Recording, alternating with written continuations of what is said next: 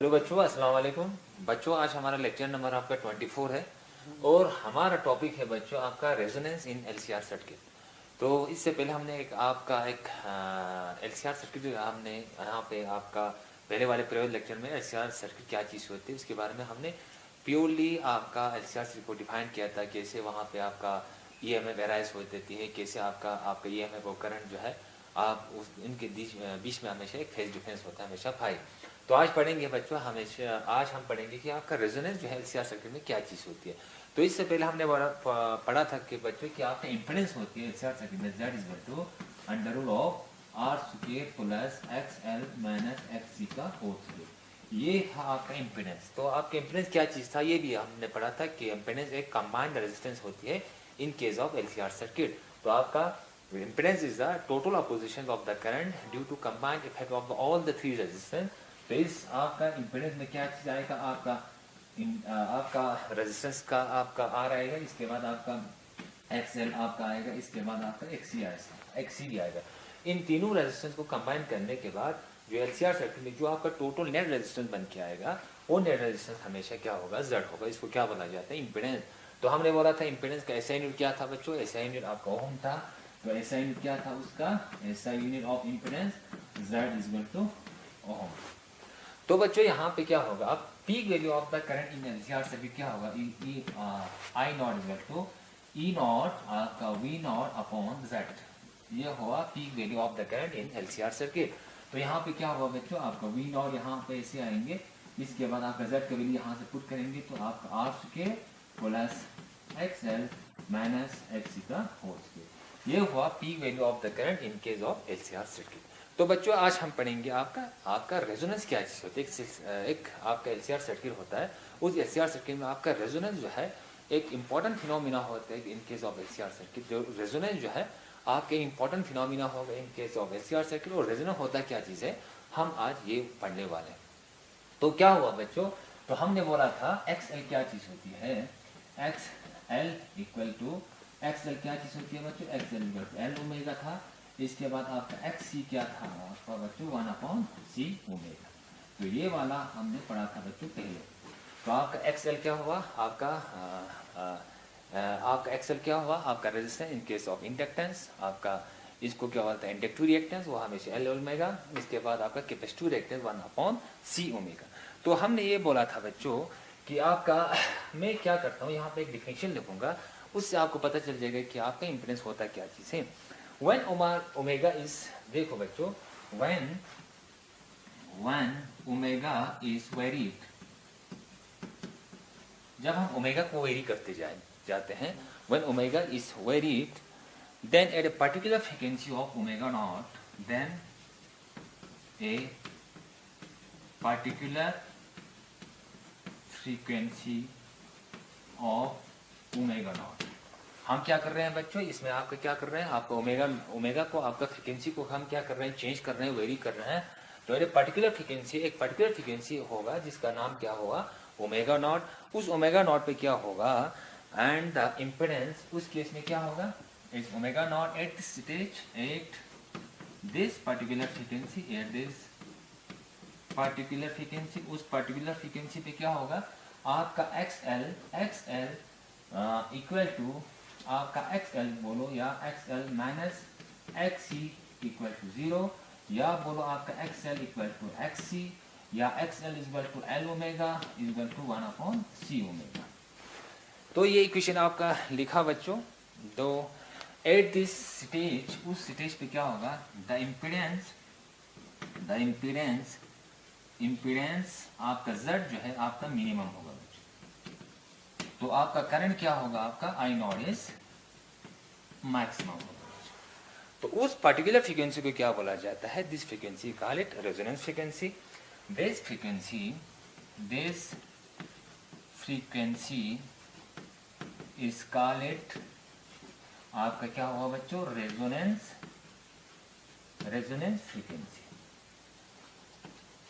तो resonance frequency का expression क्या बनेगा बच्चों, इस इक्वेशन से हम लाएंगे। देखो L omega is equal to, इसको मल्टीप्लाई करने से क्या होगा, L omega naught omega square equal to, देखो बच्चों, ओमेगा स्क्वायर इंटू एल यहाँ पे देखो बच्चों एल ओमेगा, यहाँ पे इसको मल्टीप्लाई करने से क्या होगा L C omega square equal to 1 और ओमेगा इक्वल टू 1 अपॉन यहाँ पे 1 upon under root of L into सी।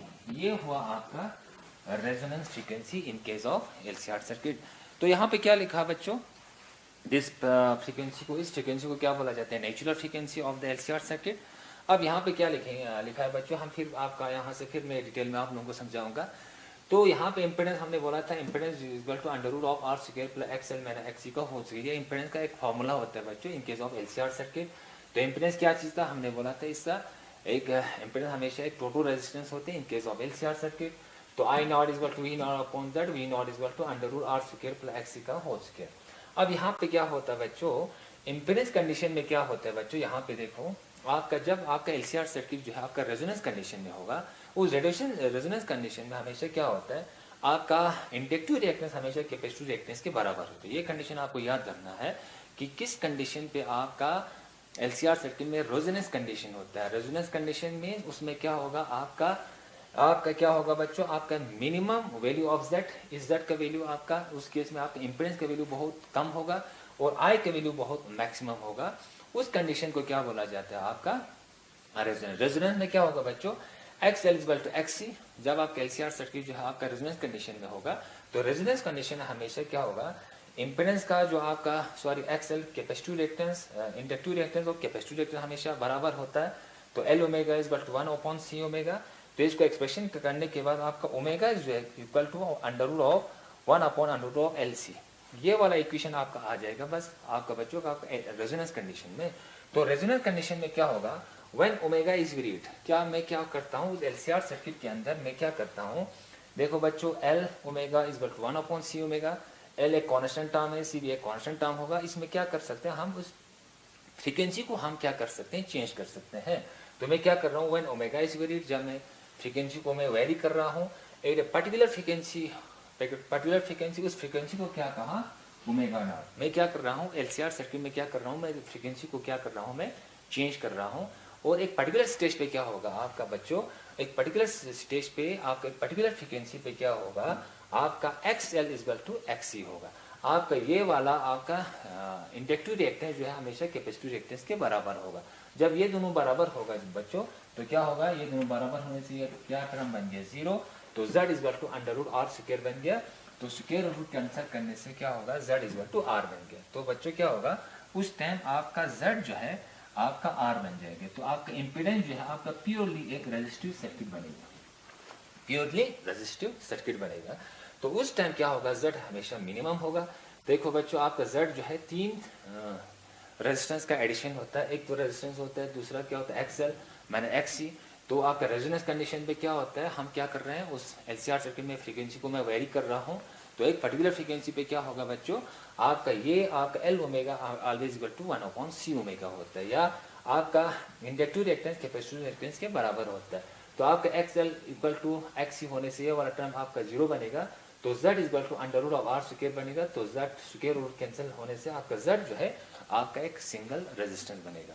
तो उस स्टेज को क्या बोला जाता है बच्चों, आपका रेजोनेंस। तो रेजोनेंस में क्या होगा, z हमेशा क्या होगा, इंपेडेंस हमेशा मिनिमम होगा। जब आपका z जो है आपका मिनिमम होगा, ये वाला डिनोमीटर हमेशा मिनिमम होगा। तो मिनिमम होने से आपका करंट जो है आपका पीक होगा। तो उसमें उस सर्किट के अंदर आपका करंट का वैल्यू बहुत मैक्सिमम होगा। तो उस स्टेज को क्या बोला जाता है, आपका रेजोनेंस कंडीशन बोला जाता है। तो बच्चों रेजोनेंस कंडीशन को मैं क्या लिखता हूँ, यहाँ पे फिर मैं आपका डिफिनेशन वाइज पे आपका मैं फिर यहाँ से लिख दूँ। रेजोनेंस कंडीशन में क्या होता है, आपका L omega equal to 1 upon C omega होता है, और हमेशा z इक्वल टू हमेशा r के बराबर होता है। आपका इम्पीडेंस जो है आपके एक सिंगल रेजिस्टेंस के बराबर होगा। उसका मतलब है एलसीआर सर्किट जो है बिहेव्स ए रेजिस्टिव सर्किट का ही रोल करेगा। तो उस टाइम क्या होगा बच्चों, आपका z जो है आपका r होने से सिंगल एक रेजिस्टेंस होने की वजह से आपका z जो है आपका मिनिमम होगा। तो I जो है उस सिचुएशन में क्या होगा, मैक्सिमम होगा। तो उस एलसीआर सर्किट के अंदर आपका मैक्सिमम करंट आपका फ्लो होगा। उस टाइम एलसीआर सर्किट की जो आपका इम्पीडेंस होगा, अपोजिशन ऑफ द करंट होगा, वो हमेशा मिनिमम होगा। उस स्टेज में हमेशा आपका इम्पीडेंस जो है एक सिंगल रेजिस्टेंस के बराबर होगा। तो L omega is equal to always 1 upon C omega होगा। तो इस स्टेज को क्या बोला जाता है बच्चों, आपका रेजोनेंस कंडीशन बोला जाता है। तो दिस पर्टिकुलर फ्रीक्वेंसी को क्या बोला बच्चों हमने, आपका देखो। और रेजोनेंस का एक आपका एलसीआर सर्किट का नेचुरल फ्रीक्वेंसी क्या होता है बच्चों, अभी हमने कहा omega is equal to 1 upon under root आपका क्या होगा एलसी, उसको क्या बोला जाता है आपका omega is equal to 1 upon under root LC, इसको बोला जाता है natural frequency, is called it natural frequency of the LCR circuit. And LCR circuit at resonance condition आपका LCR circuit behaves a pure resistive circuit. तो यहाँ पे मैं लिख दूं इस फ्रीक्वेंसी की इक्वेशन को क्या बोला जाता है बच्चों, इस कॉल इट, इसको क्या बोला जाता है बच्चों नेचुरल फ्रीक्वेंसी, इसको बोला जाता है natural frequency of LCR circuit. इस omega is equal to 1 upon under root of LC को क्या बोला जाता है आपका natural frequency of the LCR circuit बोला जाता है बच्चों। तो इस स्टेज में क्या होगा आपका सर्किट जो है आपका एक प्योरली रेजिस्टिव का रोल करेगा उस टाइम एट दिस स्टेज, इस स्टेज में क्या होगा आपका एलसीआर सर्किट जो है बिहेव्स क्या करेगा, बिहेव्स ए आपका रेजिस्टिव सर्किट। उस टाइम आपका एलसीआर सर्किट जो है एक प्योरली रेजिस्टिव सर्किट का रोल करेगा। उस टाइम आपका नेट रेजिस्टेंस जो है आपका इंपेडेंस का वैल्यू बहुत कम होगा। उस टाइम उस सर्किट के अंदर आपका करंट का वैल्यू बहुत मैक्सिमम होगा बच्चों। तो करंट का मैक्सिमम होने से क्या होगा आपका उस एलसीआर सर्किट के अंदर आपका सिग्नल का वैल्यू जो है बहुत ज़्यादा होगा, एम्पलीट्यूड बहुत ज़्यादा होगा। उस टाइम आपका एक अच्छा खासा जो है वहाँ से सिग्नल आपको सुनने को मिलेगा। तो रेजोनेंस कंडीशन जो है बच्चों आम लोग आप जब आप रेडियो को ट्यून किया जाता है, मान लो आप एक पर्टिकुलर स्टेशन को आपको सुनना है, तो हम क्या करते हैं आपका रेडियो का आपका जो रेडियो आपका सिस्टम है उसके अंदर जो आपका एलसीआर सर्किट होता है उस रेडियो में क्या करते हैं हम ट्यूनिंग फोक होता है बच्चों, उसके अंदर जो एक ट्यून होता है उस ट्यून को क्या करते हैं हम ऊपर नीचे करते हैं। तो हम ऊपर नीचे करने के बाद हम क्या करते हैं ट्यून को जो है ऊपर नीचे करने से क्या होगा उस एलसीआर सर्किट के अंदर आपका कैपेसिटेंस को हम वेरी किया जाता है। तो जब आपका कैपेसिटेंस वेरी करते हैं तो एक पर्टिकुलर स्टेज के बाद क्या होगा उस एलसीआर सर्किट का जो आपका नेचुरल फ्रीक्वेंसी होगा वो आपका क्लोज टू द आपका फ्लैट आपका फ्रीक्वेंसी के बराबर होगा। जब आपका उस एलसीआर सर्किट का जो आपका ये वाला नेचुरल फ्रीक्वेंसी जो है इसमें क्या होगा omega is equal to under root of 1 upon under root of LC, इसमें क्या कर रहा हूँ मैं इस सी को वेरी कर रहा हूँ। तो इस सी को वेरी करने से क्या होगा आप सी को वेरी करते जा रहे हैं तो एक पर्टिकुलर स्टेज के बाद क्या होगा उस एलसीआर सर्किट का जो आपका फ्रीक्वेंसी होगा उस एलसीआर सर्किट की जो फ्रीक्वेंसी जो है जिसको हमने नेचुरल फ्रीक्वेंसी बोला गया उस एलसीआर सर्किट का वो आपका जस्ट नियरली या इक्वल टू क्या होगा आपका अप्लाइड फ्रीक्वेंसी के बराबर या अप्लाइड सिग्नल के बराबर या रिसीव्ड सिग्नल के बराबर होगा, क्योंकि आपका जो रिसीव्ड सिग्नल होगा उसका भी एक फ्रीक्वेंसी होगा। उस फ्रीक्वेंसी को एलसीआर सर्किट के फ्रीक्वेंसी के साथ मैचिंग करना है। जब वो आपका दोनों का फ्रीक्वेंसी जब इक्वल हो जाता है तो उस टाइम जो है आपका क्या होगा पीक वैल्यू, उस टाइम क्या होगा उस एलसीआर सर्किट में आपका मैक्सिमम करंट होगा। उस टाइम करंट की एम्पलीट्यूड बहुत ज़्यादा होगी।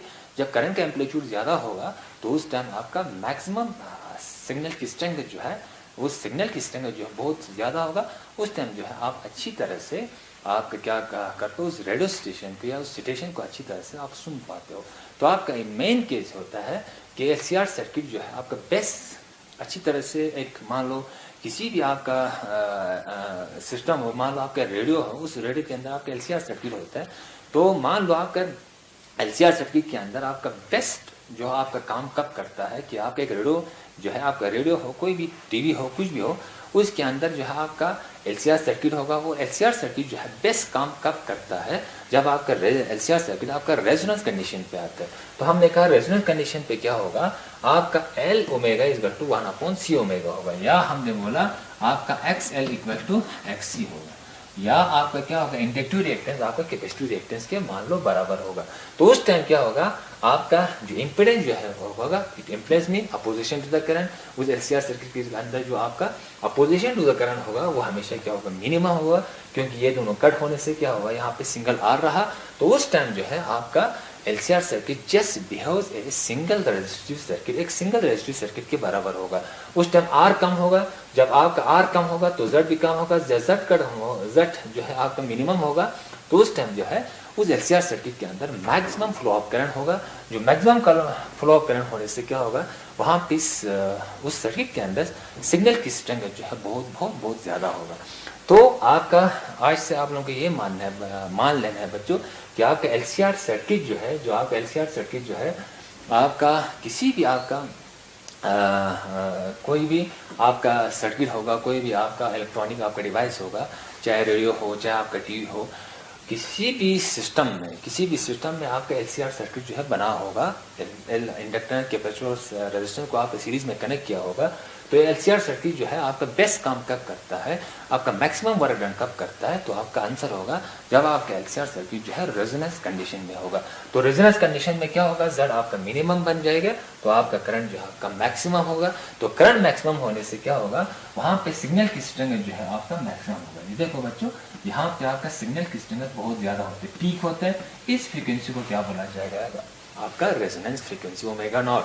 तो ओमेगा नॉट यहाँ से क्या होगा, omega less than omega naught, यहाँ से क्या होगा, omega greater than omega naught. तो आपका जो सिग्नल जो है आपका उस एलसीआर सर्किट में आपका सिग्नल आएगा, रिसीविंग सिग्नल आएगा, तो आपका एलसीआर सर्किट जो आपका एलसीआर सर्किट है उस सिस्टम की फ्रीक्वेंसी और अप्लाइड फ्रीक्वेंसी का जस्ट दोनों बराबर होना चाहिए नियरली।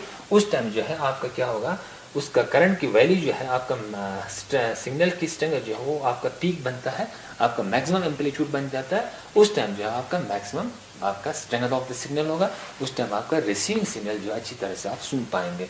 तो आपका रेजोनेंस फ्रीक्वेंसी से कम पे भी आप उस सिचुएशन को सुन नहीं पाता है, आपका रेजोनेंस फ्रीक्वेंसी के एबो भी आप उस सिचुएशन को सुन नहीं पाता है। तो आप उस सिचुएशन को सुन कब पाता है, जब आपका फ्रीक्वेंसी जो आपका सिग्नल जो है इस रेंज के अंदर होगा। तो इसको बोला जाता है बच्चों आपका रेजोनेंस कंडीशन। तो बच्चों आप लोगों को थोड़ा बहुत समझ में आया होगा कि आपका रेजोनेंस कंडीशन कब होता है। तो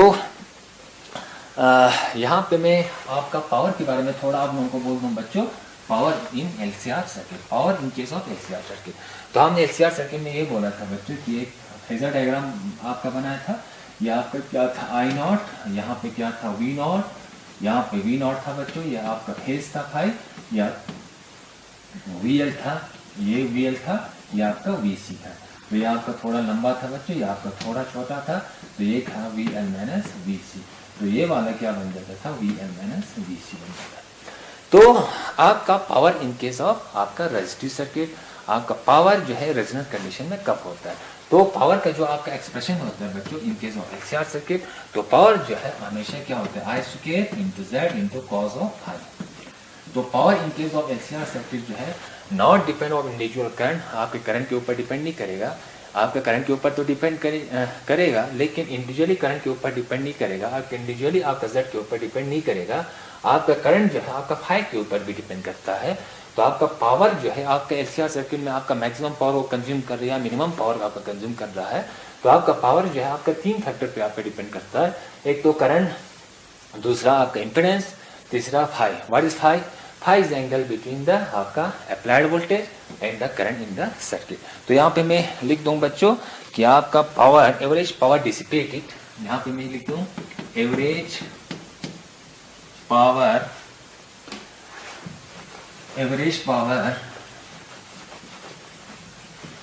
एवरेज पावर आपका dissipated, average power dissipated, average power dissipated in LCR circuit not only depend on voltage and current, not only depend on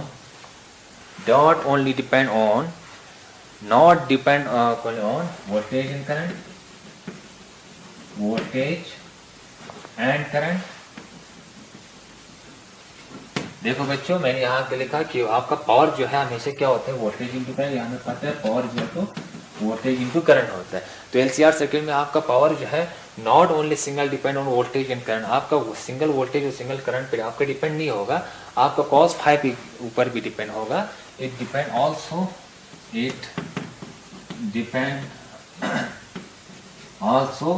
phase angle between किसके बराबर होगा, between but also depend on the cosine of the angle between them, या यहाँ पे लिखो it also depend on cosine of the angle between them, आपका it also depend on it also voltage but it also, यहाँ पे लिख दो बच्चों it also depend on cosine of angle यानी phi between them।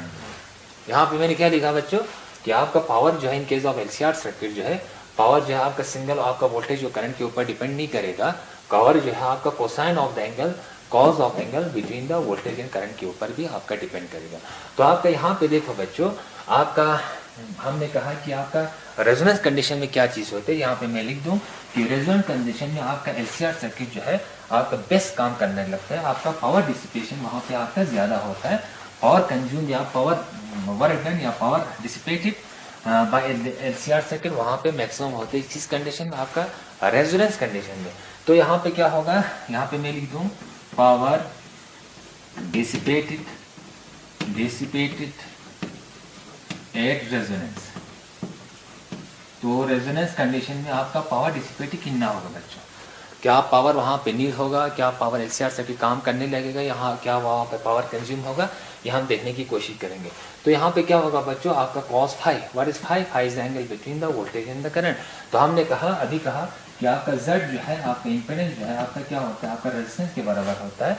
तो अभी हमने कहा कि एलसीआर सर्किट में आपका रेजोनेंस कंडीशन कब होता है, जब आपका इंपेडेंस जो है आपका सिंगल एक रजिस्टर के बराबर होगा, तो उस टाइम आपका इंपेडेंस जो है आपका रेजिस्टेंस का ही रोल करता है।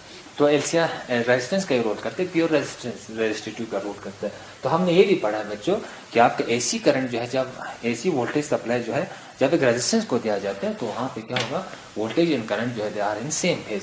जब वोल्टेज और करंट आपका सेम फेज होगा तो आपका फाई जो है आपका क्या होगा बच्चों, जीरो। तो आपका कॉस फाई क्या होगा, आपका मैक्सिमम होगा। तो कॉस फाई मैक्सिमम होगा, क्यों होगा, क्योंकि आपका वोल्टेज और करंट जो है they are in the same phase होगा। किस केस में, रेजोनेंस कंडीशन में, क्योंकि रेजोनेंस कंडीशन में आपका Z जो है हमेशा क्या होगा, एक सिंगल रेजिस्टिव सर्किट के बराबर होगा। तो यहाँ पे क्या होगा, फाई जीरो, तो कॉस फाई क्या होगा वहां पे मैक्सिमम। तो कॉस फाई यहाँ पे आपका मैक्सिमम होने से तो आपका पावर क्या बन जाता है बच्चों, इसका मतलब है मैक्सिमम पावर जो है आपका डिसिपेटेड हो जाता है in case of LCR circuit. Then maximum power, यहाँ पे लिख दूं, देन क्या होगा, maximum power dissipated by LCR circuit at किस कंडीशन में बच्चों, आपका रेजोनेंस कंडीशन में। तो आपको एक चीज आपको याद रखना है कि आपका पावर जो है एलसीआर सर्किट में आपका मैक्सिमम पावर डिसिपेटेड कब होता है, जब आपका पावर जो है आपका रेजोनेंस कंडीशन में होता है, जब आपका एलसीआर सर्किट जो है उसका इंपेडेंस जो है एक सिंगल रेजिस्टेंस के बराबर होगा, तो उस टाइम आपका फाई जो हमेशा जीरो होगा, तो कॉस फाई हमेशा मैक्सिमम होगा। तो कॉस फाई मैक्सिमम बनने से यहाँ इस इक्वेशन में कॉस फाई 1 पुट करने से power is equal to I square Z होगा।